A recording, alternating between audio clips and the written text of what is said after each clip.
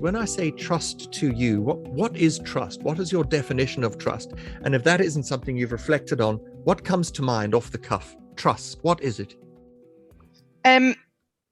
So I think it's a relationship where there's space for disagreement. There's space for sometimes maybe very robust disagreement. There's space for people to make mistakes. There's space for people to experiment and to challenge. But and the understanding, but with an understanding underpinning that, that there is, I suppose, a common project that people are working towards, or a common aim. And I think that it's something that we've worked on. We've worked on very hard in Glasgow. In some respects, we're quite a divided community, which is not unusual in cities particularly.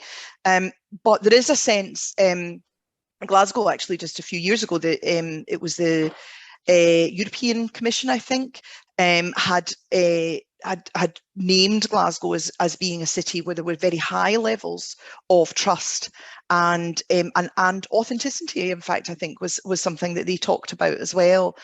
And the sense that we are, I suppose, a city that knows who we are, and there is that sense of perhaps a common civic purpose within the city. Now, I wouldn't say that we necessarily have that always, or as much as we would like. We do in very key respects, but I think for me that's what you would want to work towards in relationships with different groups. We have, just to give one example, I suppose, and it's actually a very practical example that we experienced in Glasgow. When we came into administration, my party came into administration in the city, it was the first change of political administration in the city for 40 years. And we inherited homelessness services that were in very poor condition, and in actual fact had been censured by the Scottish housing regulator. The council in its performance was regularly breaching statutory standards in terms of the service that were providing to homeless people and the support that we were providing. So we knew that something radical had to happen. But as a result of that history, the third sector organisations, the voluntary sector, we call it the third sector in Scotland, who work in the homelessness sector and who worked with homeless people, there was a really, really poor relationship between them and the council. They were regularly, taking the council to judicial review, for example, over failures in performance. It was not good at all. So we kind of pressed the reset button with them and said, right, we recognise, we put our hands up. We're not going to keep defending this. It is indefensible. And I think that was a very important thing to begin with, because I think there had been attempts to, if not defend, then certainly excuse the bad performance. So we were like, no, there isn't an excuse and we can't defend it. There are reasons. So we need to talk about the reasons and work through the reasons together. Now, it took us a while, and it it has taken us I would say a good 3 or 4 years really to turn the service around. But what we've done is created something. We said, we have to do this together, and we've created something called the Glasgow Alliance to End Homelessness, which is the council as part of what we call the Health and Social Care Partnership with the National Health Service in the city, and these third sector organisations, many of which were involved in direct support for people on the street, providing everything from providing sleeping bags to someone who was sleeping rough to providing legal advice. So we formed this alliance, and it's a new model. We've never done it before, and it has been a huge success, I have to say. We haven't solved all of the problems, far from it, but we have almost eradicated rough sleeping in the city.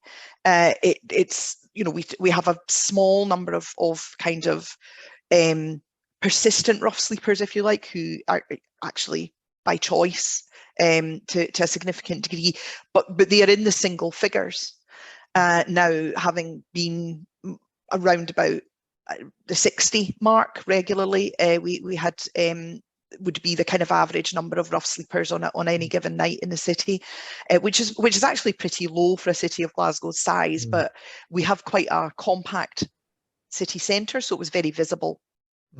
So really have turned that around. In order to do that, we had to turn the relationships around, and there had to be a lot of honesty. There had to be a lot of quite a bit of soul searching, and we also had to agree collectively to kind of set the past aside, say, right, we know that things were bad in the past. Things have probably been said by everybody on all sides that shouldn't have been said, but we can't hold grudges. If we're going to turn this around and we're going to improve it, we need to come together and recognise that actually we all want the same outcome. We all want the same common cause. So it was, as I say, it was a very challenging process, and I think there were probably quite a few tears and huffs and storming us out along the way, but we got there, and that kind of persistence in just constantly coming back and saying we need to get a better outcome, so we can't give up, we can't walk away from it, because actually this is not for us, it's not for our organisations, it's for the people that we collectively serve, and fighting over who's doing it better, or pots of money as well, it isn't going to help them. So we also, the money all goes into a single pot now, and the alliance allocates and spends rather than individual organisation. If we can hold on to recognising that we want the same thing, then that is a starting point for building trust, and hopefully then that trust in itself builds the results and delivers the results that you want. Briefly to reflect back to you, what I've taken away here is, well, firstly, you've actually started on a good wicket. Excuse me if Glaswegians don't use that term, but in that Glasgow is known for a sense of self, which is not a bad place to start because there's honesty in the room. The trust, the levels of trust where they have existed, it's allowed space for disagreement.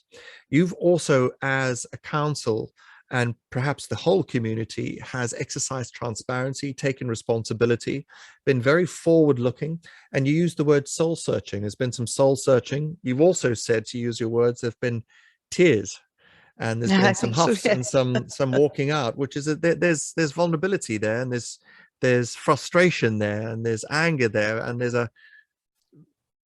all that stuff that comes with public show of emotion. It's all there, which doesn't happen in every environment. And you've also let the past go for the sake of looking ahead as well. And so I would call that forgiveness. You've let things go, which is remarkable.